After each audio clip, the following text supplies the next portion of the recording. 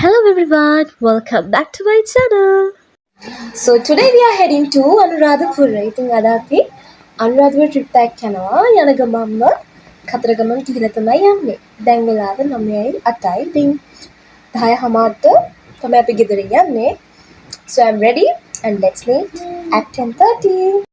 ඉතින් රෑ 10:00ට 10:40ට විතර අපි ගෙදරින් පිටත් වුණා.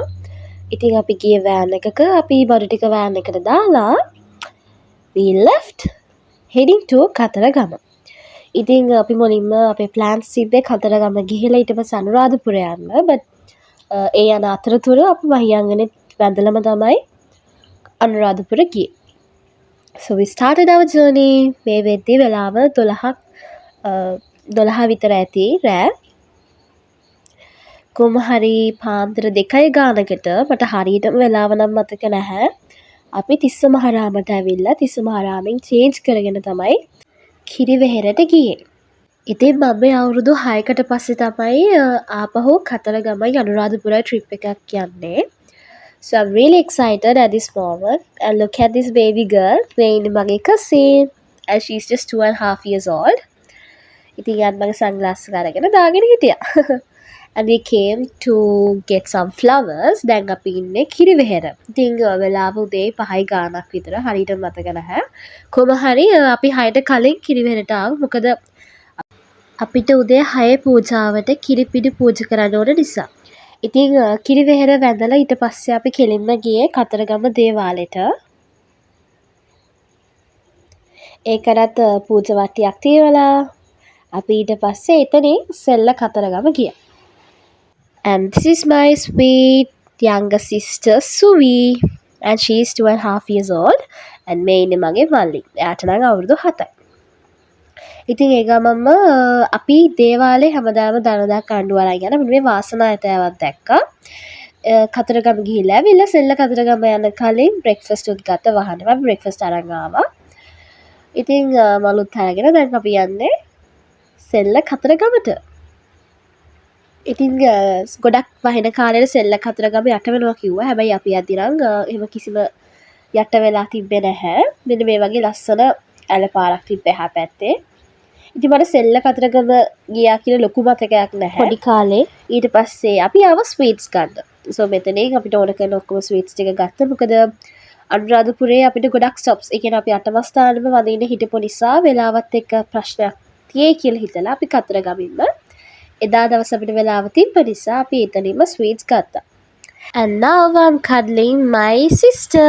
ඉතින් මේ මගේ චූටි නංගි යන්නේදී then we stopped for lunch. ඉතින් අපි lunch වලට ආවේ බිබිල රාවනා restaurant කියන restaurant එකකින්.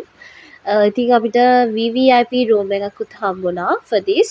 අපි 10 දෙනා හිටියේ but we got it. ඉතින් අපි fried rice තමයි කෑවේ. මම මේ වෙද්දිත් food diet එකක හිටියේ but still මම කෑවා මොකද I need more strength for the next day. මොකද ඊළඟ දවස් අපි අනුරාධපුරේ අටම ස්ථානෙට යන්න plan කරලා තිබ්බා. ඉතින් ඒක නිසා as we need more strength and more energy I thought to eat. After taking the lunch we were heading to මහියංගනේ. ඉතින් බිබිලා ඉඳන් ඊට පස්සේ අපි මහියංගනේට ගියා. ඉතින් මහියංගනය ගැන කතා කරොත් මහියංගනේ තමයි අපේ බුදුරජාණන් වහන්සේ මුලටම ලංකාවට වැඩම කරේ මෙන්න මේ මහියංගනයට. ඉතින් මම මේ මහියංගනේ යන දෙවෙනි පාර.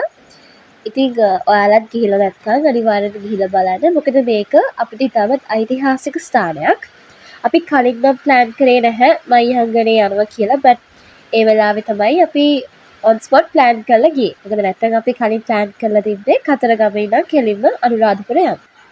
ඉතින් මේ තමයි මහියංගනේ චෛත්‍ය. ඉතින් අපි මේ චෛත්‍යයට මල් පූජා කරලා ඊට පස්සේ අනුරාධපුරේ යන පිටත් වුණා.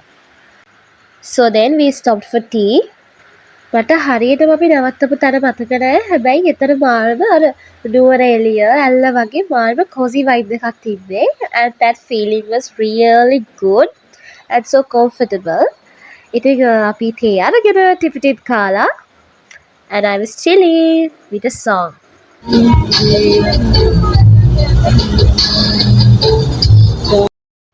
අපිට ඊට පහුවෙනිද උදේ 6ට රුවන්වැලි මහා සෑයේ 6 පූජාවට යන්න ඕන වෙලා තිබ්බා. ඉතින් ඒක නිසා රුවන්වැලි මහා සෑය ළඟින්ම තැනක් තමයි ගත්තේ නවතින්න රෑට. and here's a clip of it. ඉතින් ඒ තැන මාරම ලස්සනයි, හරිම පිළිවෙලයි, හරිම sweet. and here's a mini room tour. ඉතින් අපි හිටියේ මේ කාමරේ and there was another room too. So then I had a wash and change into my pyjamas. ඊට පස්සේ අපි ඩිනර් ගත්තා. ඉතින් මට ඒකේ කිසිම ක්ලිප් එකක් රෙකෝඩ් කරන්න බැරි වුණා. And then I was cuddling my little baby doll. ඉතින් මම මොන vlog එක කරත් මොන වීඩියෝ එක කරත් එයා මේ හැම වීඩියෝ එකේම vlog එකේම ඉන්නවා. මොකද එයා කොයි වෙලෙත් මාත් එක්කමයි හිටියේ මේ ට්‍රිප් එක පුරාවටම. ඉතින් ඊට පස්සේ අපේ මල්ලි කැරකි බෆල් එකෙන් සින්දු කිව්වා. And that was the end of day 1. Good morning. Welcome to day 2 of our trip. So here's a fit check of mine today. ඉතින් දැන් වෙලාව උදේ 5ට විතර ඇති. අපි කට්ටියම උදේම නැගිටලා ලෑස්ති වුණා රුවන්වැලි මහා සෑයේ පාන්දර 6 උදේ 6 පූජාවට යන්න. So here's a fit check. And then I was cuddling this girl again and again. ඉතින් මේ වෙලාවට ගත් සුට්ටක් නිදිමතේ හිටියේ. And then I got my morning tea. ඉතින් අපි මේ විලායකට ගියේ රෑ ආපු නිසා අපි මේ එළියේ කිසි දෙයක් දැක්කේ නැහැ. ඉතින් මම ඒක නිසා උදේ පාන්දර නැගිට ගමන් තේ එකක් අරගෙන ගියා එළියේ view එක බලන්න. And the view was so good. ඉතින් මාර cozy vibe එකක් තිබ්බේ. මොකද මේ වෙල් යායම සම්පූර්ණ බීදුවෙන් වැහිලා තියෙන්නේ.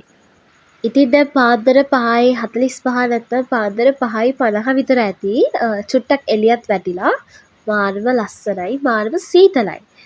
ඉතින් හරිම ලස්සනයි. ඒ වගේම චුට්ටක් වැස්ස නිසා වතුර තිබ්බා.